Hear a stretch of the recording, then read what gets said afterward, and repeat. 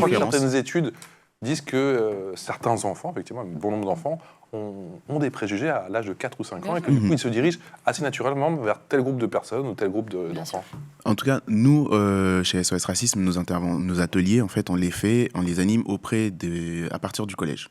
D'accord. Dès le collège, à partir de la 6e et au-delà. Mais il y a d'autres associations qui, elles, sont spécialisées sur le fait d'aller Sur les plus petits. sur les plus petits, des primaires, même au maternel. Ça nous est déjà arrivé. Et là, pour le coup, on va plutôt employer le terme de différence. On va parler de la question de la différence et de la tolérance. Ouais. C'est là plutôt que ça va. En fait, qu'on va l'aborder. on peut leur en parler, mais la manière dont nous, on a construit notre pédagogie, on repose sur beaucoup de concepts. Et des concepts qui vont avoir à partir du cycle du collège. Mais ça ne veut pas dire que c'est impossible. Ça veut dire que nous, on n'est pas sur cette ligne-là. Et qu'on estime aussi que quand on parle de racisme, on veut parler d'engagement citoyen. Parce que sinon, c'est extrêmement violent. En fait, on explique un système de domination et derrière, on les laisse comme ça. Alors que nous, on finit toujours en disant, mais en fait, vous pouvez vous engager.